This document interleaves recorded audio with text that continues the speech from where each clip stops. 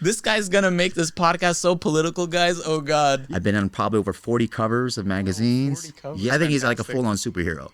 I just never said no to any kind of fitness job. Fitness influencers and content creators. Crazy, rambunctious kids running around the house driving her mad. Well, here's a controversial question for you. Are you ready for this? Yeah. Do you think in the long run is it going to pay your bills? Because when you get to my age,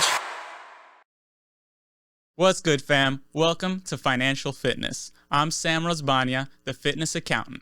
I assist business owners and entrepreneurs with all their tax and accounting needs. Today, our guest is Chadwick Crouse. He is entrepreneur, fitness model, and IFBB pro. Welcome, Chad. and also a celebrity trainer. And also a celebrity trainer. Welcome to the pod, Chad. Thanks for having me, Sam. Absolutely, absolutely. So I want to start by getting to know you. You know, can you tell us who is Chad Crouse and what's he all about? Who I am? Well, Yeah. I basically moved originally from Oregon, way back in 2001. I had a wrestling collegiate title, and I wanted to keep into fitness, so I pursued bodybuilding in my late teens. And I did a couple bodybuilding shows up in Oregon, and that's kind of how it motivated me to move to California, which I thought that was the dream of bodybuilding. I literally drove down there in a small little tiny car, and I didn't realize how long the drive was. It was 15 hours.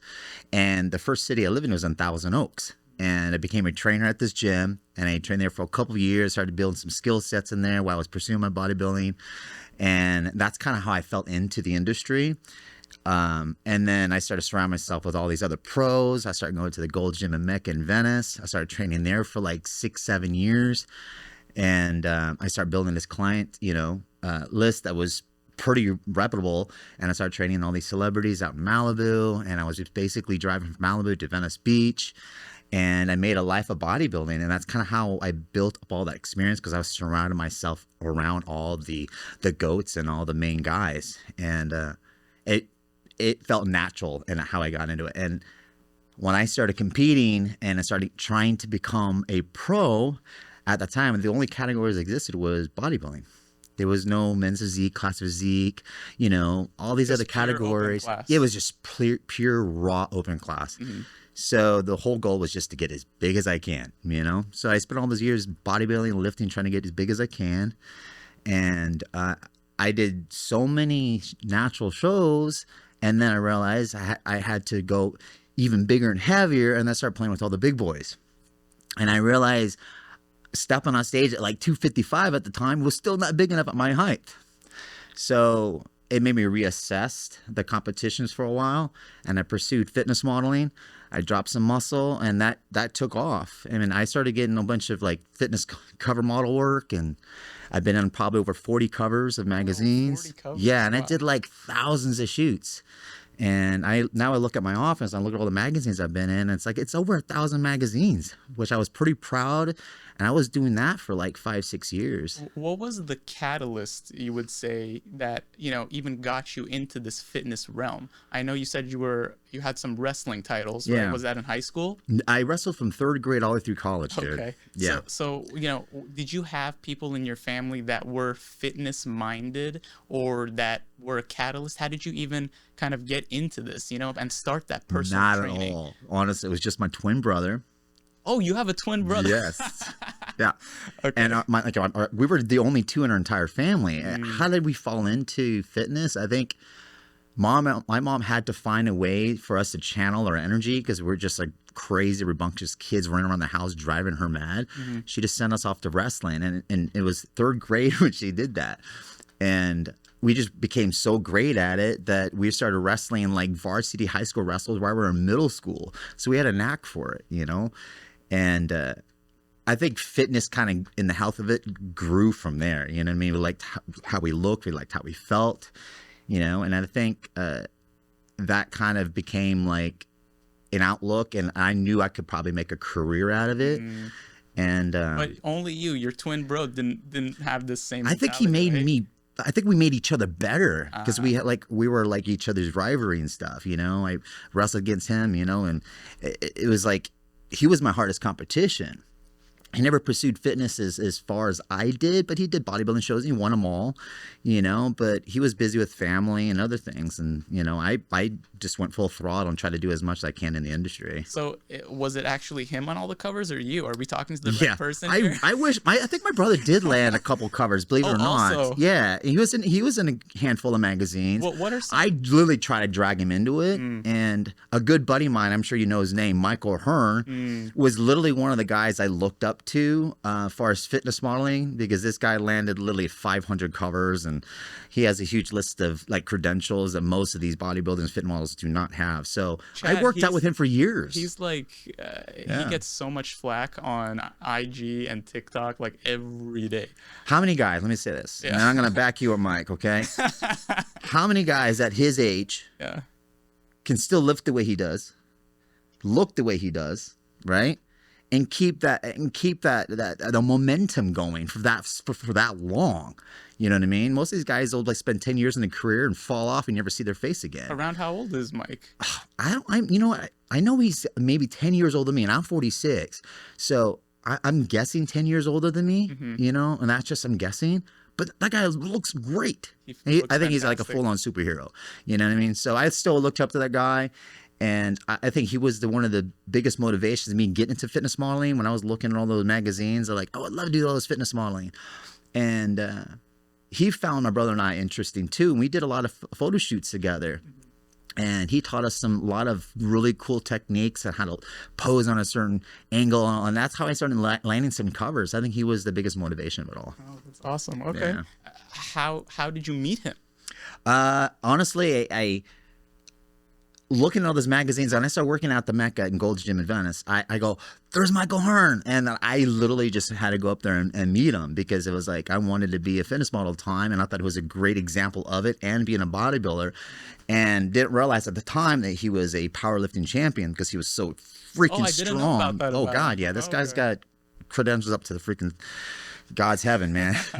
Anyways, this guy I looked up to because it was like, not only he looked great, he's 6'4", 270 something pounds, and he's lifting crazy weight, and he has a great face, So to me, it was someone I looked up to, because I wanted to do fitness modeling, and I wanted to be as successful in it as he did and still is. I think that motivated me to stay at Gold's Gym for several years and working out with him and meeting other bodybuilders. But the scene is different now, though. Like back in my day, you see literally like Flex Wheeler working out, Jay Cutler working out. All the GOATs now, they were all there working out at the same time. So I was around it all. So I think most of them moved to Vegas, and started bodybuilding out there and living out there. But it started, trickling away as I got older too. And it's like, I wanted to become one of those bodybuilders. And I did the best I could, but I was more noticed as a fitness model. So I didn't compete for years too. So and that's kind of how I still got inspired going to the industry, going to the LA Expos, the Mr. Olympia event, the Arnold Schwarzenegger Classic. I've been going to those for like 20 years. I just watched bodybuilding just from afar because there's no other category. And I didn't realize I couldn't get as big as I wanted to be. And I was really trying to control weight to do fitness modeling and stay lean. I just didn't really have an off season to really pack on size anymore. And so I just didn't compete for years. And then that's kind of how I heard about men's physique. And I heard about that. I was like within that weight ratio. And that's how I pursued that and became pro in that. So let's get into more about that now, So, yeah, crazy. Right? Tell the viewers, how were you self-coached from the beginning of your career? Have you always been self-coached, with the posing, the nutrition? Oh yeah, absolutely. Training, I think the fastest way I got educated is by working out with the pros at the time. And they were successful trainers too, So I think I learned a lot of the technicality and all the tweaks that most trainers don't get. You can't just get that off of basic certification and learn basic anatomy and physiology. It's about the fundamentals and the tweaks and how to get the body to look the way you want. on stage. And then remember, this is bodybuilding. It's training for bodybuilding. People get confused in like different categories of training, from like CrossFit, powerlifting. There's power bodybuilding like Michael Hearn, you know what I mean? And there's, training for sports related type activities. So those trainers out there that I wanted to see if I wanted to get more information. They weren't like bodybuilder trainers. So I thought building as much information to become the best trainer and bodybuilder was working out with the guys who I looked up to, who were already that.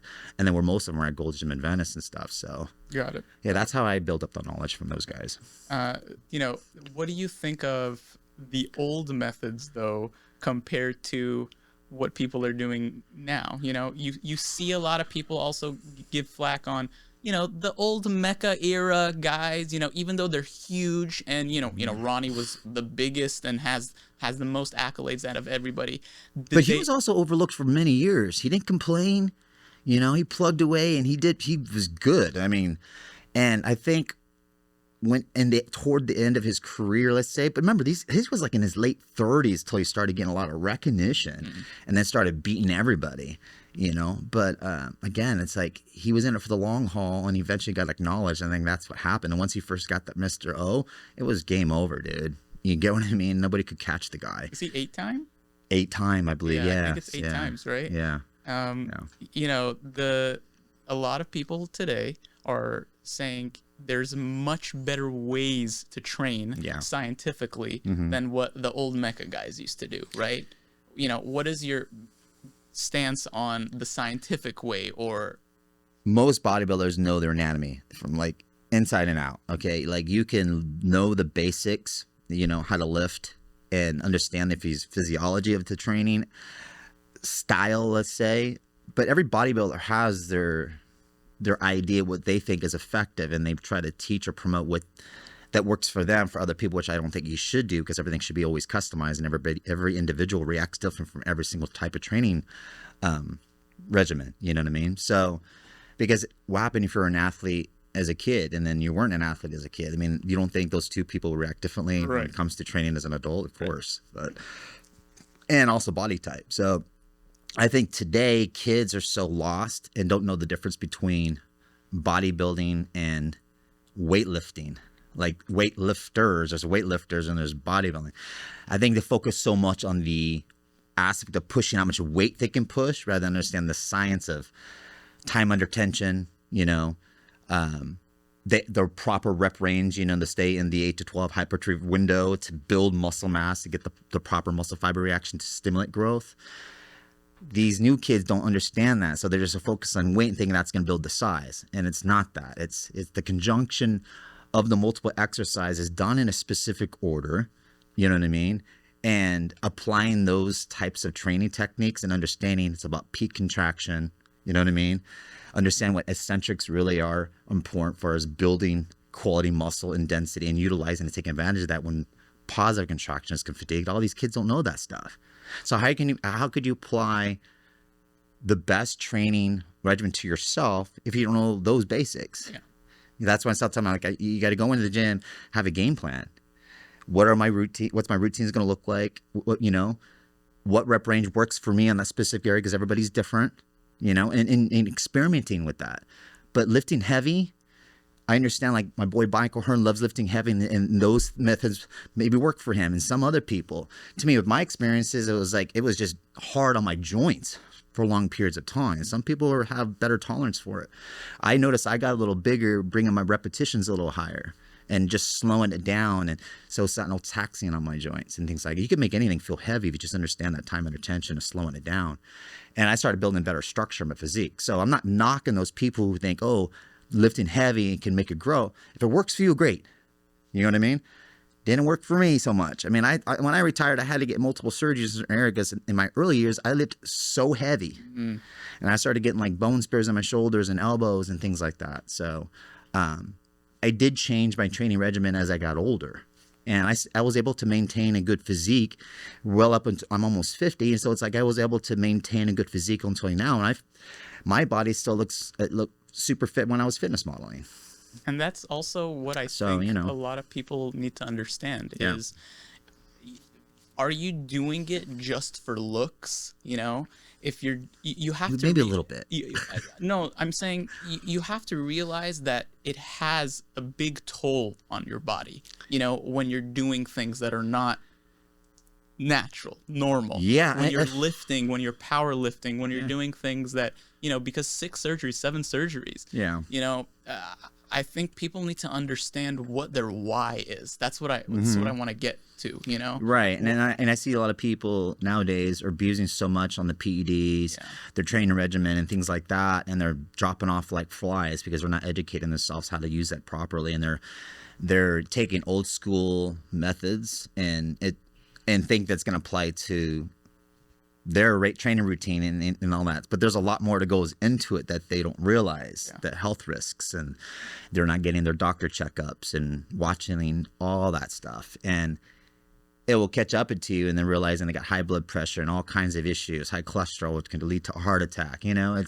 And that's why you see these guys have problems, you know, and taking crazy diuretics and people dying from that. So I honestly think that if you're going to take those types of risks, you know, educate yourself as much as you can. Be around the people who've done it. Understand the limit of how far you're going to push it. Understand those risks, even if you're going to lose all your hair. Trust me, I've seen a lot of guys lose all their hair. You know what I mean? Saying all those risks are, you know, they're worth it. I just want that trophy, and I want that title, you know. And losing all your understand hair the consequences, for the you know. looks.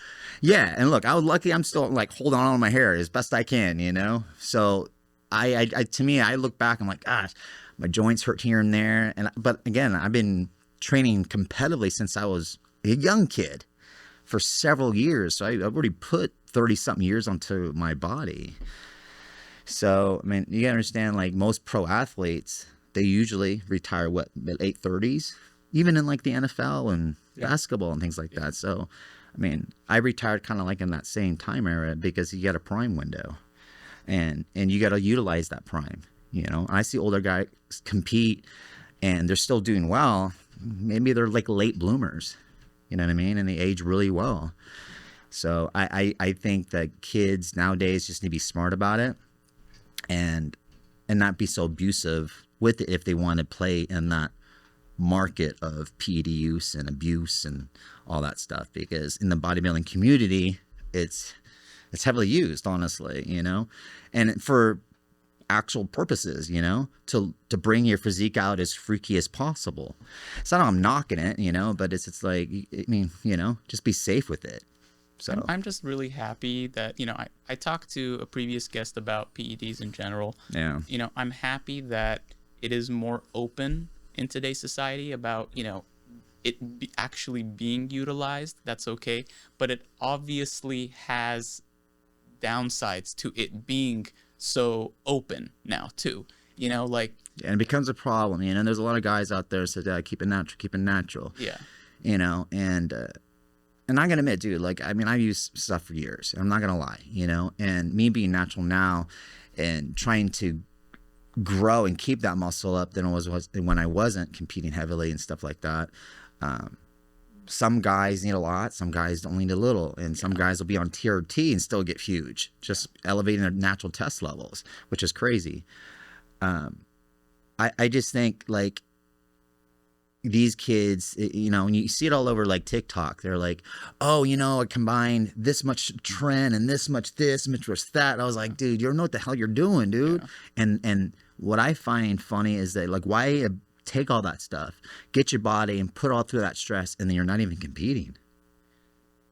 Like, if you're going to actually do it, do something with it, and then actually compete and see how well you can do, especially if you're going to run your body through all that damage and stress. I think it's all aesthetics at that point. I don't know. I think there's a deep vanity that goes into it, and maybe there's a lot of ego. A lot of these new kids come in with, and they think they know everything about everything because they're getting all the information on social media, and it becomes all distorted. Yeah. That's a big thing in my industry too, right? Yeah. You have your tax and finance influencers that are saying strategies that have nothing to do with actual legal aspects, and it really is a detriment to not only taxpayers but the accountants. Because I have clients coming and saying to me, I saw this by an influencer.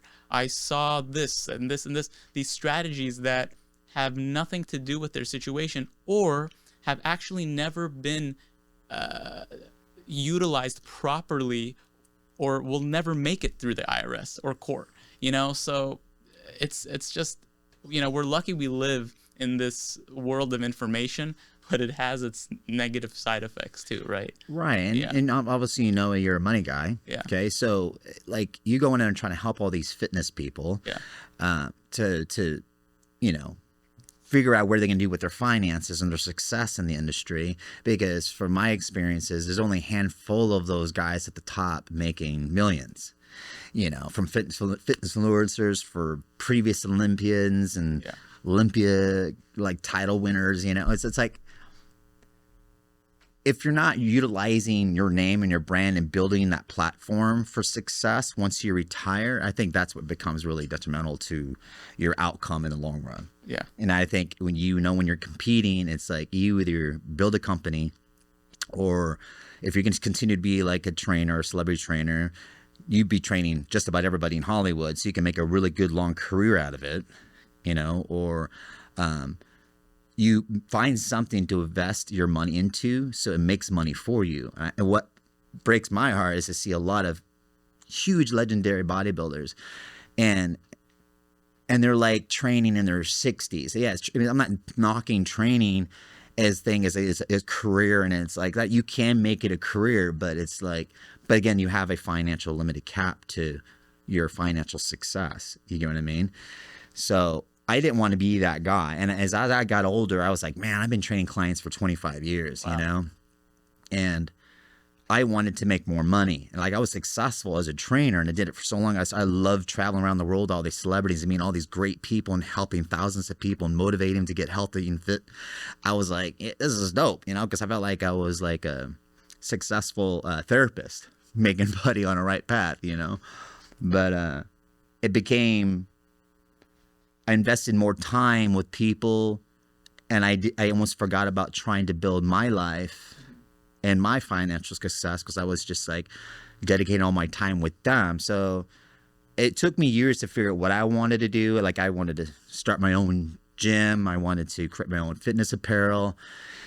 But I knew so much about supplementation because I used to own a supplement store, and I did that for a little while, and I gained a lot of knowledge with supplements, and I started learning about ingredients, formulations, and things like that. And I was like, and I was fascinated with that kind of stuff, because I was like, if supplementation was a multi-billion-dollar company, I mean, obviously it has to work. You know, I mean, there's supplements and products in all over all grocery stores and around the world. I was like, if I can just tap into be some kind of entrepreneur in that space, at least I can be making more money on top of me training all these other clients, and also provide products that actually work. Was that store that you were at, was that an independent, like was franchise? Yeah, it was it was independent, bought out, like, but I ran it for like 6-7 years. But I had a couple partners that they wanted to pull out, and then I had to, like, you know, close shop and stuff. So, and then went back to training full time, and I wanted to figure out the best choice, you know, to reshift gears. You know what I mean?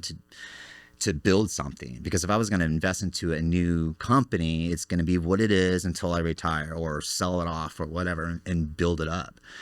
So, and then doing this without investors, you know? So, I mean, I'm not like saying, hey, and go investors to start a company. I mean, go for it. Great. If I got an offer to have investors to go and build my company, but I want to make sure I keep majority. That's the whole point. But I wanted to build something and gain control in what I was trying to create with my vision and my expertise. So let's get into that. Yeah. You know, I want to know about Chad the entrepreneur. So, you know, tell the viewers, you know, what is your company and how did it come about?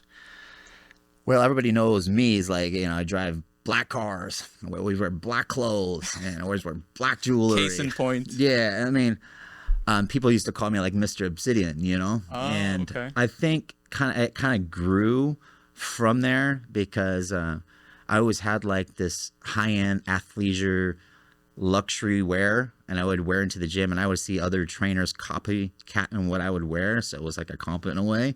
And it inspired them as far as like the aesthetics and things like that. So I was like, look, I'm being my own brand pretty much. I dress with my own style and things like that. So I think the nickname people gave me, and then top of my fitness, I just combined, like, I might as well create a company called Obsidian Fit. And that's kind of how it kind of like developed. And then I started Googling what Obsidian stand for, and it's about like protection and pushing away all negative energy. And that's really a good kind of like message what each kind of like rock resembles. And I was like, that's actually good, pushing all negative energy and pursue your passions and things like that. And it's resembles strength. I'm like, that could be a good company name, and that's kind of how I created the logo. It has the mountains because I was like the obsidian rock, and it grew from there. So, and then at the time, I wanted to create fitness apparel with the brand, but I realized it cost so much money. I even flew out to Paris and went to the Vision premiere to meet all the vendors out there, try to like build like high quality, a high quality brand with top notch fabrics. And when I did all the financials, which you have to like see how much it's going to cost to create this collection. And obviously most brands, you have to create like 4 collections a year. And I realized it was going to cost more money than I had at the time. And I was designing a whole bunch of stuff, and I knew what I wanted and things like that. And I was like, and when I realized, I was like, all the time and work I went into that, I was like, man, this is going to cost me like over $1 million to start. So that went on pause. And then a couple of years later, and the pandemic hit, right? COVID. I did the financials of trying to build a gym before that. Like, I basically built a business plan, tried to build a financial plan for a 5,000 square foot gym, 10,000, 15, and 20,000. I was like, 800,000, 1.5 million, 2 million, 3 million to build all that. And I was like, that's a whole lot of responsibility in trying to get the right people to invest into that brand. And I was like, that'd be cool to see this really cool, like dark monochromatic Obsidian Fit gym with high-end luxury. That was my vision. Maybe one day I'll pursue it, but it was something I wanted to pursue. Pandemic hit. I was like, hit the brakes. And then when I realized when that happened in those couple years, I see all these main gyms, 24 Fitness, LA Fitness, all these just like, they were shutting down shop and they were losing a load of money. And I was like, I don't know if I want to be able to take that financial risk. And it would take a couple of years to even build that trust for people to build a membership base at a new gym. So that went to the back burner. So, and then hurting hard. Yeah. And I was like, and then knowing in the back of my mind, I was like, well, why not supplement? Let's keep the brand name going, and then that's how I came up with Obsidian Fit, the lifestyle sports products. And that's kind of how that created, was because it was multiple layers of other things prior that led to sports supplements.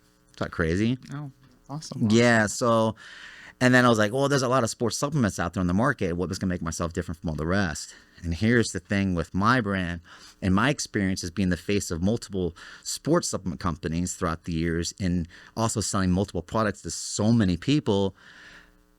What I found out, most products aren't transparent, meaning they don't tell you exactly what's on the back of the bottle. They always use the proprietary blend, the hide the ingredients and things like that, or they just limit the ingredients. So the consumer is not going to know if the product's good or not, even if it's a highly funded brand. A lot of brands out there highly market their brand and give you basic formulations. And there's a difference between custom formulations and what we call white label formulations that are provided by the manufacturer. What's white label? There's a bunch of like formulations that these manufacturers provide just to help kickstart a certain brand, and they'll provide those formulations instead of you trying to find a chemist or you experiencing formulations and trial and testing that product multiple times to see if it works. A lot of people don't have the time or the education to do it. So I wanted to go in there and going, well, I want to make sure my products are transparent. I wanted to feel like I could provide a product where I combine multiple products into one, so you don't feel the need to have so many products in your shelf and you're shoving down 50 to 100 pills every morning. You know what I mean? So why can I create a product, which will probably cost more to make, but at the end, it's better, and I think the customer's going to like that. So I thought, if I can combine all the ingredients that complement each other into one bottle and pack it as high as I can and make it transparent, and then getting all the top certification badges, work with manufacturers that give you all the certification badges and just slam them on there, so it gives it, more verification, knowing your products are, high quality, and you're not hiding anything. I think a lot of these companies, they don't even get like a third-party testing badge on their stuff, which is crazy. So, and you see all these products being sold all over these brands like Amazon and things like that. And as much as I've researched on certain brands, I was like, they're limited, you know what I mean? And they're not giving you everything that you should get out of a bottle, because maybe the brand is just trying to cut down costs. And it's, and then it is, but the consumer doesn't know, well, that's how much you take out of 2 pills or 4 pills or 6 pills. So I wanted to give people the option to look at my brand, look at my formulations, knowing the time I spent in creating these formulations, getting all the certification badges, and knowing I'm giving you top quality products. So I want to be one of those brands that can provide that. So, and it's just not supplements. It's only for the bodybuilding or the fitness enthusiast. I want it to be for, general wellness. Yeah. And that's why I started promoting the brand and go, well, I'm going to create a lifestyle brand, and I'm going to make it high end because all the work that goes into it. And of course my products are more expensive, but trust me, they're top notch, so I've been working on a whole bunch of products, and I think for the last year or two, I've been, creating this one product called Amethyst Mastermind. It's a brain nootropic. Okay. Because what's a nootropic? It's a supplement that's supposed to help with your overall cognitive function, okay, to eliminate brain fog, to give you better clarity, more, sharper attention, and but those are all holistic ingredients. So I wanted to create a product that was natural and holistic, that people don't have to like drink coffee and crash, you know what I mean? And have to grab another coffee, and just to keep that high of mental alertness. And I was like, and as much as I researched, there's a lot of people out there have brain fog and issues. I don't know if it's just because all the food that's being out that people are consuming that's causing all these problems. And most people don't exercise, so there's that too. And I wanted to provide a supplement where people can take and get through the day and benefit from the supplement, and help you grow new brain cells, which we have this ingredient called lion's mane, which we all know it's a mushroom. Mm. Yeah, so I started slamming that in there, and at the highest I can take that dosage and within safe regulations. And I started complementing other ingredients, and the formulation is quite extensive, but then it works, And I wanted to create something not just for a pre-workout, but for like a daily use supplement, And I love it. I mess with that formulation probably like 12 different times, just trying to get it right. And obviously staying within the budget also, because, every manufacturer has an MOQ requirement, and I wanted to provide a product that also people can afford. So it take a lot of thought process. Actually, I brought you one. Check it out. Looks like this. Nice. Yeah. So this is it. Amethyst Mastermind is a brain nootropic. And amethyst, again, fitting to the brand, obsidian, it's like, the rock, right? So amethyst is also a rock. And when you Google what amethyst actually means, it's for mental brain chakra. So I dig the packaging. Yeah, it's cool, color. Right? Yeah, and I wanted to make create a premium label, and obviously you can see all the certifications on there and the full transparent label, and you got to give it a go. And the serving size is like 3 capsules, and you can take up to 6. Most people told me that they were good on 3, so I was pretty happy to get that feedback, knowing the supplement works. Congratulations. Yeah. So, and also. He's got more. We got 3 other products. Here you go.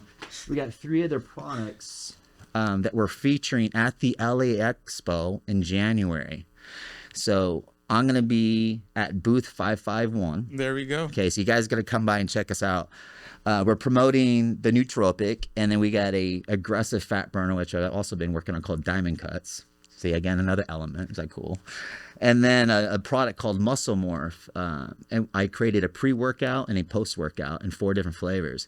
So these are the 4 products that we're promoting at the January Fit Expo in January 25th and 26th, 2025. And there's information about the products. Perfect. Definitely come check it out. I put a lot of heart and soul into those products. So And capital. yeah, and my own capital. Products business is so capital. Yeah, so I'm pretty proud of what I've created, and we're obviously going to be keep pushing more products out there. I have like 7 other products I want to create in 2025 that I'll try to announce on the website. And the website's getting reskinned and putting a whole new facelift on it. So when you guys get a chance to check it out at obsidianfit.com, you'll be able to see all the new products and stay updated on what I'm like, where we're going to be appearing and what products I'll be producing. I love it. Yeah. So Chad, I'd like to ask you about your modeling career, your fitness modeling, and how that, you know, went into you becoming an IFBB pro. Tell us about that. Well, when I was represented by a couple, like few good agencies, I think when I was being sent off doing so many, you know, shoots and again, a lot of callbacks, I was just like, oh, okay, this is taking off pretty well. People are knowing, you know, who I am. I've been on a lot of covers, a lot of magazines and all these photographers. Oh, Chad's easy to work with. He's just, you know, keeps going. And I was like getting that feedback. I'm like, oh, cool. At least I'm getting good, you know, recognition and I'm getting my face out there. So I was going to stay on top of that ride, you know? So I just never said no to any kind of fitness job. And when I started like looking at myself on all the shelves and I'll flip through these magazines and I'll see myself on social media advertising this product, I was like, oh, that's cool, man. Get my name out there, you know? And it built up my office wall, which looks really cool, which I'm pretty proud of. But it's also looking back at all the things I've done and looking at what kind of modeling fitness images I can create, especially showcasing my physique and hard work, which, you know, it's something you can look back on and share with your family and your friends and stuff. Like, hey, man, yeah, I did all this stuff, you know, and that'll help me build my credentials, help me get clients. It helped me build a name in the fitness industry.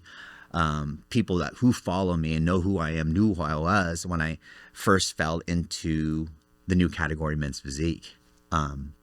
And that's kind of how I fell into it. When I heard about it, I was like, well, I was in that weight range, you know. I was like, I might as well pursue it, you know. So I gave it a shot, and I turned pro within like the 3rd show, you know. So it was really cool, you know. And the category was really new. And when I started building my physique for their standards and without creating that crazy bodybuilding look that I was so used to training my body for, Right.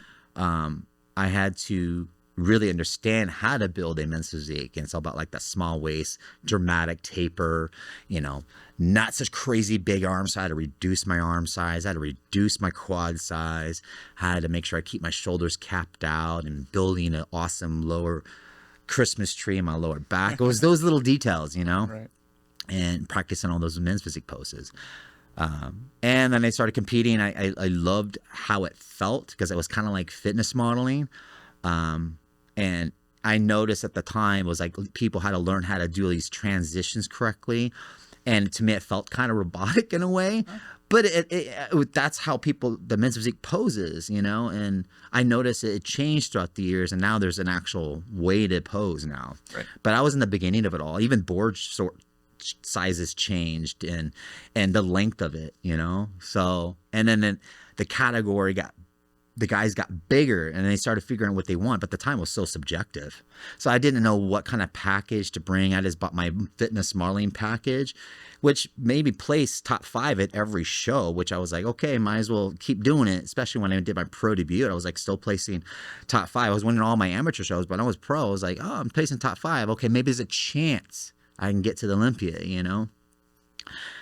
This is where it got hard. And when I realized, when I started competing at the time, not only was it such a new category, I felt what as much knowledge I tried to get from the panel, the judge panel, and people in charge of your placing, I wasn't getting the feedback I wanted. It was like other things. Oh, it was your tan. It was like, it wasn't critiquing my physique. You know what I mean? Or like, what do I need to do? I need to bring up my certain parts of my body, and then I'll make those improvements in my next show. But it was just like, and I came in better and better and better. And I know I was like one of the most shredded guys on stage, the most proportioned. And I didn't realize I wasn't jumping the podium. You know what I mean? I was trying to get there, but it took me like 5 years trying, and I didn't have a support circle. I was flying from state to state, doing all the shows by myself, no coach, coaching myself, having a few friends just help me with posing, things like that, watching and learning, doing it myself. So I pursued literally my whole pro fitness career by myself, and it was a pretty lonely time, because I literally had to just go to the gym, train, prep, do another show, and hopefully and that it sticks, and as much as I loved it, it was frustrating because it was not only expensive.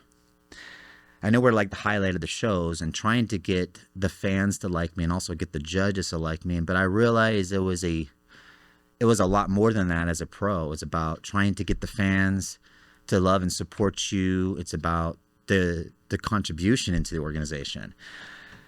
It was at the same time I was trying to build my name up even more. But I remember everybody knew me as like the fitness model guy going up there, So like other guys like Steve Cook and other guys who were fitness models and turn men's physique, So I was just one of those guys,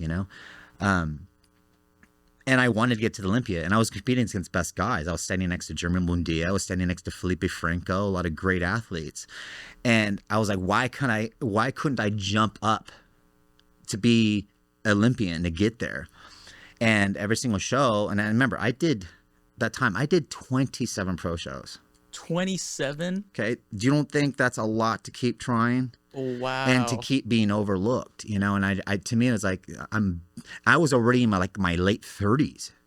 I've never and heard I was that one of the many older, shows. and I was one of the older guys. I was like, how much more am I going to keep putting my body through all this, and I'm not getting the recognition? I was like, I try to talk to this person, try to get feedback from this person, and I was like, everything I did just wasn't working in my favor, and it wasn't my experience. And I was like, and when I realized I did my last show in San Jose, and I was standing next to Jeremy and Felipe, I was like, same position as the year prior. I didn't jump that podium, and I was like, I even brought a better package.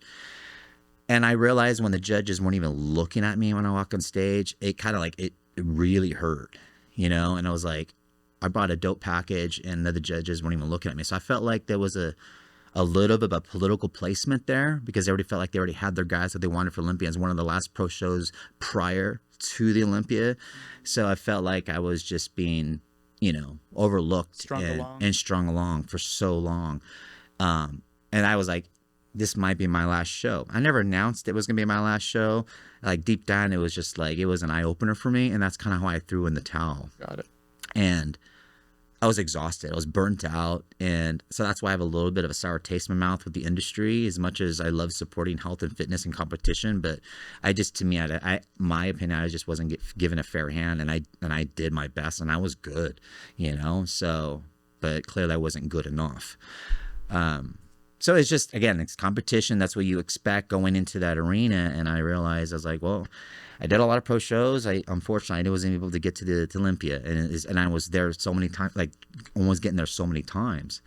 And so I watched it, and then boom, 2 years later, Classic Physique came about, and I was supporting my real good friend Danny Hester and a few other people, and obviously he became an Olympia at 47. First classic guy, right? Yeah, so. He's awesome. Yeah. So I was supporting him through that beginning of that, and being a good little brother to him, and watching it and curious of it. And then I saw men's physique guys get bigger and bigger and bigger, and I was one of the bigger guys. I was like, man, I felt like I was 5 years too early for that category. And I mean, even Danny told me all that. The other people goes, oh, you should have stayed in or rolled into classic, and he still thinks I can do classic. Well, here's a controversial question for you. Are you ready for this? Yeah. What would you say your size compared to current men's physique winner Ryan Terry? You know, like what was you the gotta understand, I was difference? walking on stage at my height, at 6'1", at 228, Wow. water depleted. Wow. I was one of the bigger guys. Wow. So if I had to put weight in comparison to Ryan, I'm bigger. He's a great athlete, you know, and he's got great symmetry, great proportions, you know. But the thing is, it's like, that's the men's physique standards. I still think I was still too big. You get what I mean? I had more of like a bodybuilding type structure. Which is how you were training. Yeah, because I trained my earlier. body for so many years. Like I Exactly. have like really low lats. Yeah. So it didn't feel like I had like a massive taper, and I didn't have a long torso. Yeah. Like my boy Jeremy, who's got a long torso, which is very dramatic. Shout and it out to helps. Jeremy, huh? Yeah, Jeremy's dope, dude. So it's like, but I didn't have that length, you know, to get there. And I did as much as I could. And I wish I could like showcase my legs, because they were one of my best assets on my body. So it's like, I did what I could to get as high as I can in men's physique, and I just think my body type was more for classic. And then when I watched men's physique get bigger and bigger, and I was like, man, the torso size is my size, and those guys are the Olympians. You know what I mean? If I would have stuck it out and kept that size and wait for the category to grow, again, I would be in my 40s. I'd be wanting to be in my 40s, you know, finally made the weight, and then be committed to Olympian in my 40s, you know, as a men's physique, you know, Olympian. But at the time, I was so depressed and so exhausted and so spent that I couldn't even see myself doing another show. And so the classic physique just inspired me, and I was like, man, that was my body. Like, you know, like my body was like Bob Paris, you know, and it's like, I loved classic physique and I loved it. And like, I would just have to put 20 more pounds of muscle and I'm already there. And then I saw the guys get bigger and bigger and bigger in classic now. So guys at my height, they're walking on stage at 235, 240. So it's like, it looks like bodybuilding to me. At the time when I was stepping on stage in my 20s, Yeah. in that weight range, because I was already there, and I had to like really take off all that muscle. So it's to me, it's cool to see guys like Chris and all those great athletes, you know. And I'm sitting there going, well, my body was there, but I had to reshift gears, do men's, and then it's like all this muscle I lost, I had to like reevaluate, is it worth getting back and You doing were in an in-between phase, honestly. It really because of was, dude. Where the history of the different divisions were, Yeah. it was sad to say, like, right place, but at the wrong time. You know what I mean? It really was. That's like, just how it I felt like it was too unfolded. early for the category. Yeah. And then when you see classes like my age, I was like, it's a gamble. Should I do it? Yeah. And then I got guys like Danny, who's a freaking shark. Say, oh, you're still young, so do it. I can imagine putting my body through that training and doing well in it when I'm almost 50, you know? And I don't know. To me, does it look like it's financially worth it to me? And I look at it as like a business standpoint now. And if I wanted to go into it, I'm like, well, if I had to compete, I have to really see if it checks all those boxes. If not, it's not worth it. Like, what's worth it to me right now, especially with my family and my new boy, like it's about the financial stability to me, which you know, and I'm building a company which I think is going to build long-term success and supporting the industry still, you know, and hopefully I can just be one of those, you know, guys in the industry that people can look up to, that I help and inspire. And then he's also walked the path for 2 decades.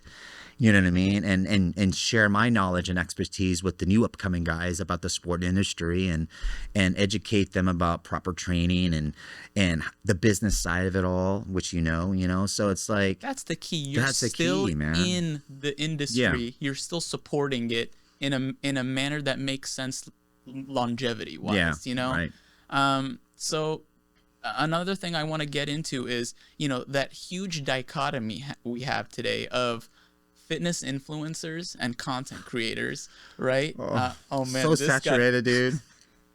Tell me how you really feel. Look, I'm not gonna knock. I am not gonna knock.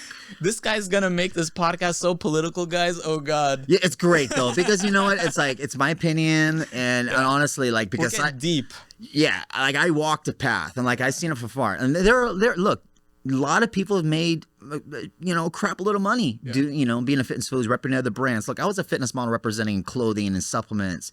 Great. He gets a lot of free stuff, push some content. Do it if that makes you happy. You know what I mean? But that's only going to ride for so long. Yeah. Okay, so if you're not competing and you're promoting other brands and you're building your followers, and you got like 2 million followers, do you think in the long run is it going to pay your bills? Because when you get to my age, it slows down. You know what I mean? So think about it. So I just think at the time, be smart about your approach.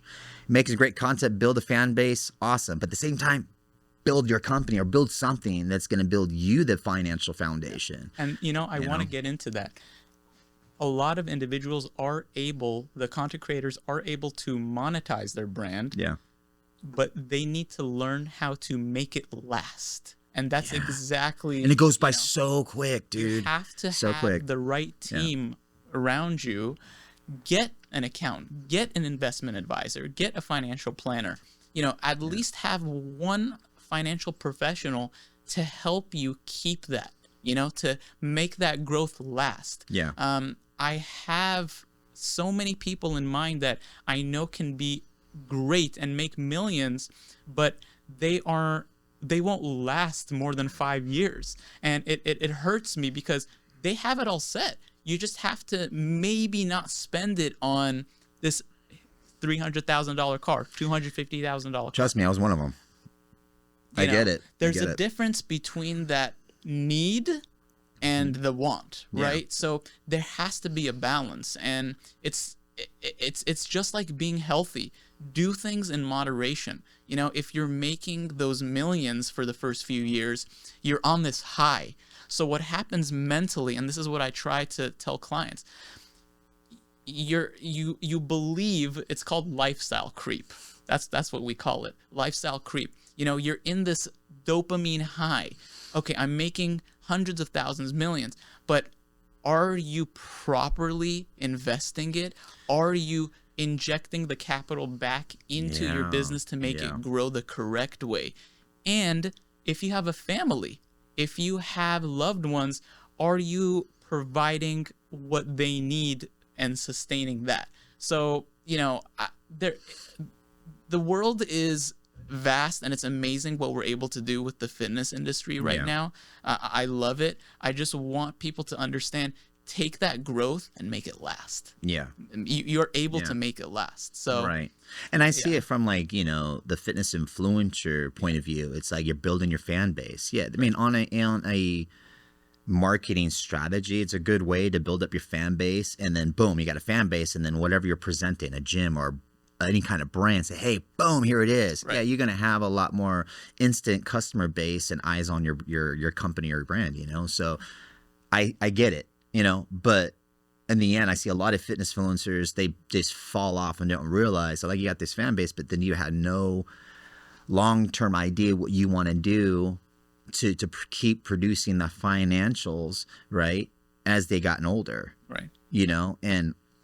And that's where it becomes you spent all those years doing it, but at the end, all that work you put into it didn't pay off, So, so it's good for at least I can have that conversation with people and tell them, hey, with my experience, I would give them all these positive suggestions. Hey, this is what I would do based on what I've learned and what I've seen, right, and what I've been around. And I just think that's where these new kids need to kind of understand and learn from and listen. And not go in there with an ego or pride and not take that information and say, hey, man, you got to learn it from guys who's been through it.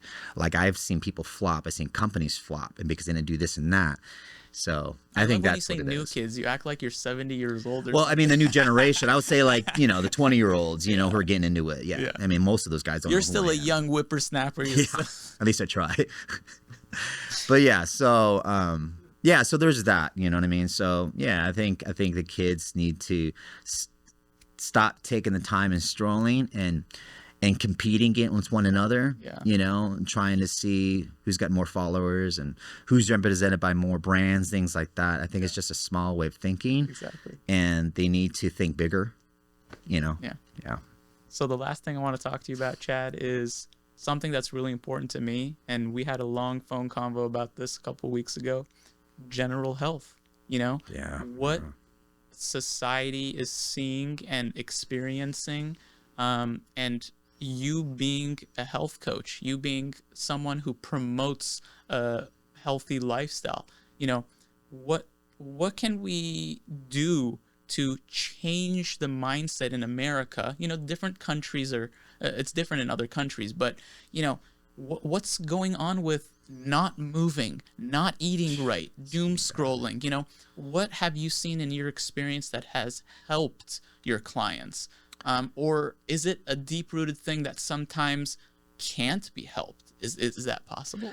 It's so many angles, and there's so many different types of personality types, so it's really hard to kind of really narrow it down. I think someone who wants to change, they have to find a reason why they think it's worth investing the time and money into their health. So it comes down to like, having that conversation and diving into the brain, like, what triggers them, what motivates them to get into that first step and take that first step. So I think with my experience with the clients I've had throughout the years, and trust me, I train people who's never worked a day in their life and had to drop 100 pounds on this specific person, So it's like I had to find a way where they felt comfortable with their coach or trainer, the environment they're in. They don't feel insecure, or if it's too much work, they get overwhelmed and flop and quit right away because it's too tough and overwhelming. It's the baby steps. So I think what I do is I get most people on the positive affirmations, surround themselves with other fitness-minded people,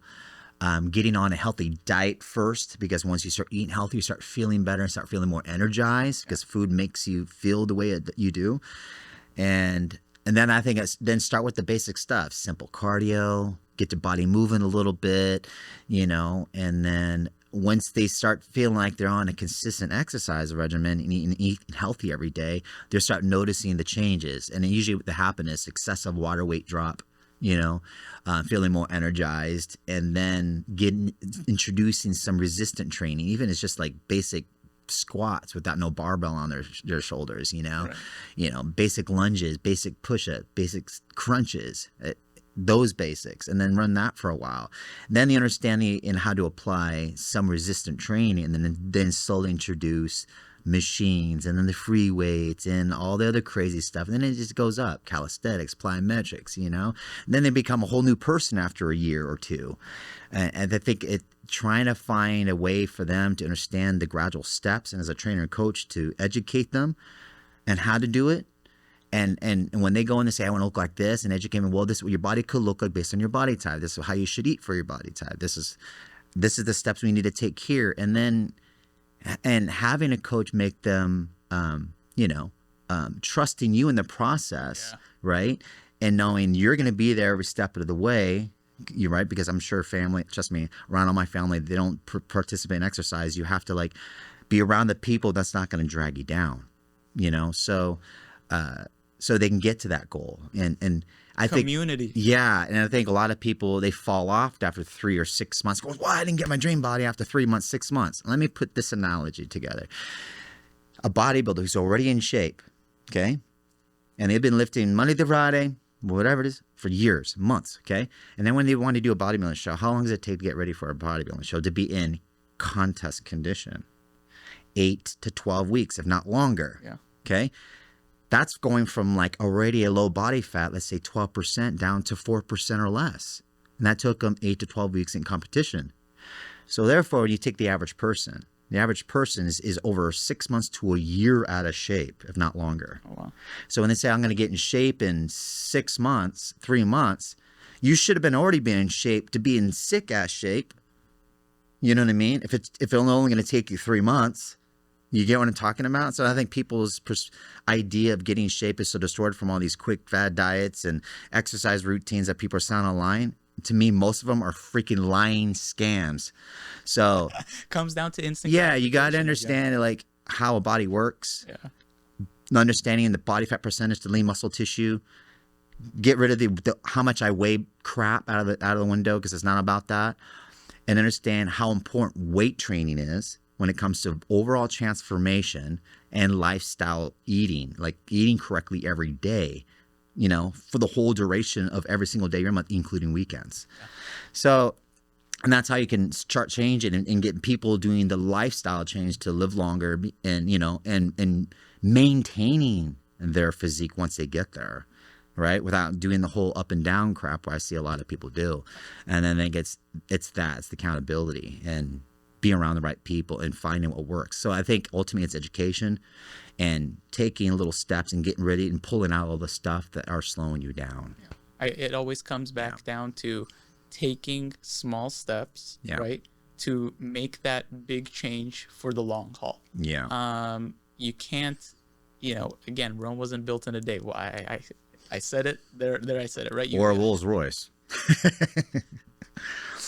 Oh man. Yeah, I just think that it's not about the instant gratification. I need to get shredded within a year or 2 years, like most of these upcoming guys worried about. But I think it's about the longevity, and when you get to my age, you understand the importance of it. And obviously, my boy Mike, and looking great as long as possible and staying strong. I think that's the secret to looking young, feeling young. You know what I mean? And being strong for the rest of your life. So when you're like 80, you could still pick up your grandkids. You know what I mean? Because I see 7-year-olds, are walking around like they're 100, and it's sad. And the mass majority of the world is like that.